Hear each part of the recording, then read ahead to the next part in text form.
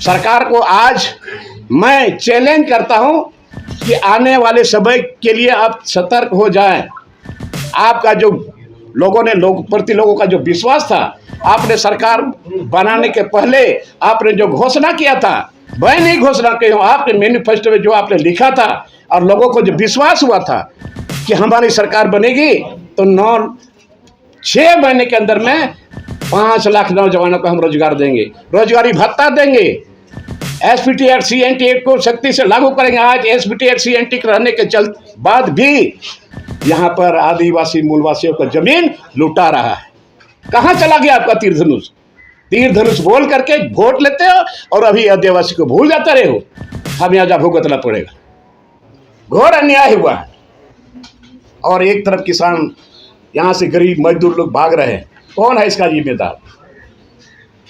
बतावे सरकार कि आज तक आता है कोई काम का कोई गारंटी नहीं है इसके पास। और ये झारखंड लेबर स्टेट बन गया है, लेबर सप्लाई स्टेट बन गया है। आप एक तरफ कहते हैं कि झारखंड पूरा का पूरा धनी स्टेट है, सारा चीज से संपूर्ण भरा पड़ा है, तो आज एक भी बाहर का मजदूर, केरल का मजदूर यहाँ क्यों नहीं आता? पंजाब से मजदूर यहाँ क्यों नहीं आता? तो ये क्या हो रहा है इस सरकार में? और सरकार को आज मैं चैलेंज करता हूं कि आने वाले समय के लिए आप सतर्क हो जाएं।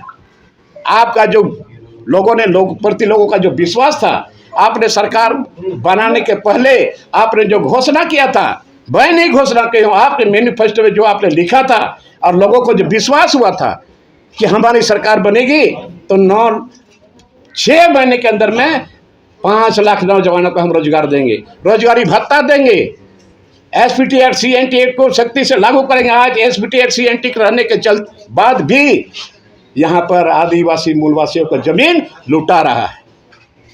लोगों को धोखा दिए हो। शराब पड़ेगा, शराब लगेगा, कोई नहीं रोक सकता है। गरीबों का आह लगता है। इसका मतलब है आप लोगों के आंख में धूल झुक करके वोट लेने का काम किए हैं। और उस समय बोलते थे कि तीर धनुष, तीर धनुष, कहाँ गया तीर धनुष? अभी आदमी का जमीन लुटा रहा है, गरीब लोगों का जमीन लुटा रहा है, एसपीटी एक्ट का जमीन लुटा रहा है, सीएनटी एक्ट का जमीन लुटा रहा है। कहाँ चला गया आपका तीर धनुष?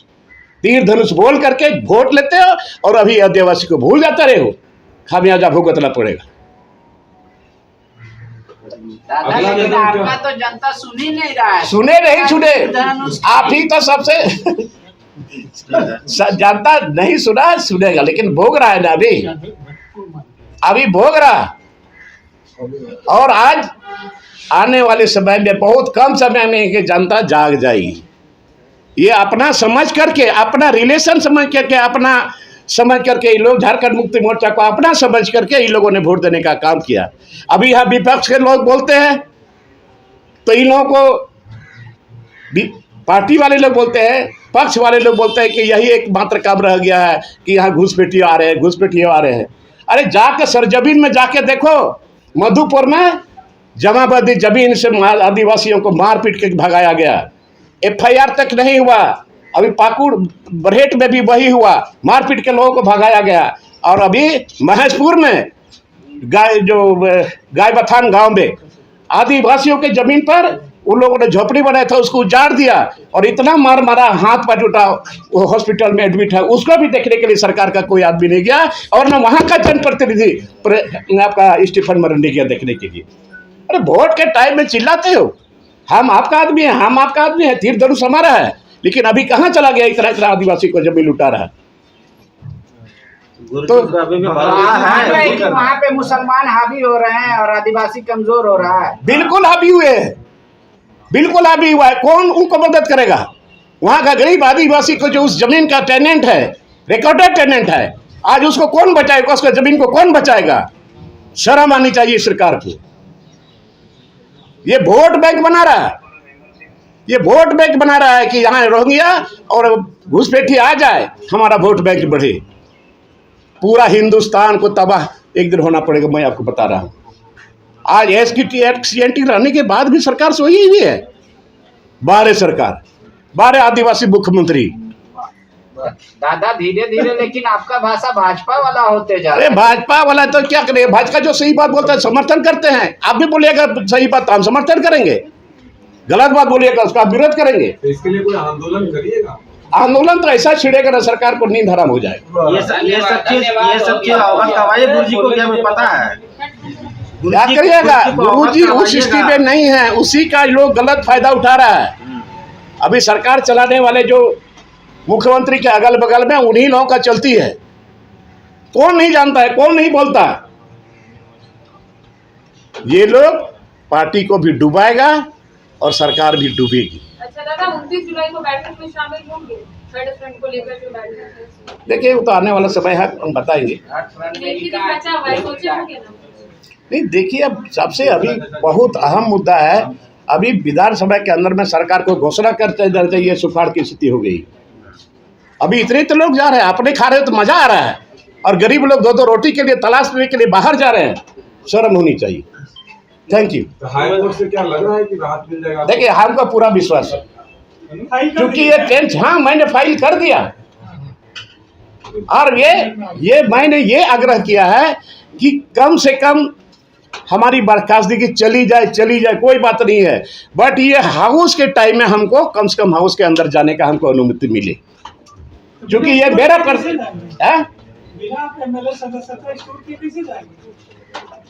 नहीं, इसीलिए हमने फाइल किया है ना। सदस्यता बहाल करने के लिए बोलेगा हाई कोर्ट। 4 दिन के लिए बहाली के लिए कम से कम लास्ट दिन के लिए भी हो जाए। तो ये जो कह रहे हैं बांग्लादेशी घुसपैठी जो आ गए हैं, जी, केंद्र सरकार दोषी है या राज्य सरकार दोषी? देखिए केंद्र सरकार को भी पहल करना चाहिए कि क्यों बॉर्डर से कैसे आया लोग, वो केंद्र सरकार का काम है। अगर लोग आ गए तो उसके चलते आप यही रटते रहिएगा कि केंद्र ने कुछ नहीं किया, आ रहा आपके ढूक करके यहाँ पर लोगों का जमीन लूट रहा है, तो क्या इसको बर्दाश्त करिएगा? सरकार को नहीं पता है क्या? अगर ढूक गया, आने बॉर्डर से पार करके आ गया, तो क्या आपकी जिम्मेवारी नहीं बनती है कि वैसे वैसे लोगों का जमीन जो लूटा जा रहा है, वो आदिवासी से शादी कर रहे हैं और आदिवासी को खड़ा करा देते हैं मुखिया में, प्रमुख में, जिला परिषद में, वार्ड में, और पति मुसलमान हो जाते हैं। ये तो सच्चाई है, सच्चाई बोलने में कोई डर और भय की बात नहीं है, ये तो हो रहा है।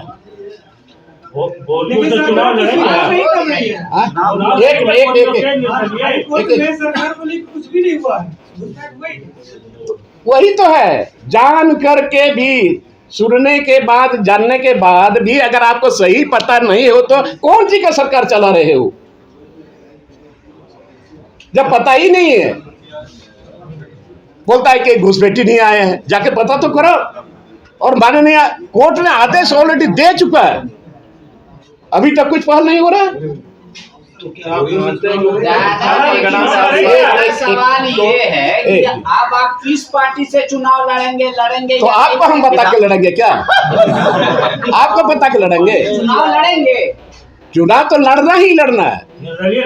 अब लड़ेंगे, निर्दलीय की लड़ेंगे, किस पार्टी से लड़ेंगे वो हम क्यों बताएंगे आपको? बहुत चालू आप हो गए ना, हाँ सारा जी पहले बता देंगे आपको। दादा सवाल ये है कि क्या संथाल परगना में जो भाजपा कह रही है कि आदिवासी अल्पसंख्यक हो गए हैं, तो ऐसी स्थिति हो गई है? बिल्कुल सही बात है, बिल्कुल सही बात है। कहाँ 36% था, अभी 26% हो गया। कहाँ चले गए आदिवासी लोग? एक तो डैम से लोग उजड़ गए, एक तो कारखाना से लोग उजड़ गए। अभी ECL, CCL, BCCL में जाके पता कर लीजिए, सरकार का काम है। मैं कहता हूँ सरकार का काम है वैसे वैसे आदिवासी को खोजे जिसके जमीन के अंदर में कोयला था, बहुत तरह का माइंस था। आज वो लोग विस्थापित होकर कहाँ चले गए, ट्रेसलेस हो गए हैं। कौन है जवाब दे इसका? कौन है जिम्मेवारी इसका? भतीजा आपका। लेकिन सरकार विस्थापन आयोग बना के क्या? कुछ नहीं, ना विस्थापन आयोग बना और न कुछ बना। आज तक क्यों विस्थापन आयोग नहीं बना? एयरपोर्ट बनने जा रहा है आपके क्षेत्र में, स्वागत है। पूरे झारखंड में बना दो ना भाई,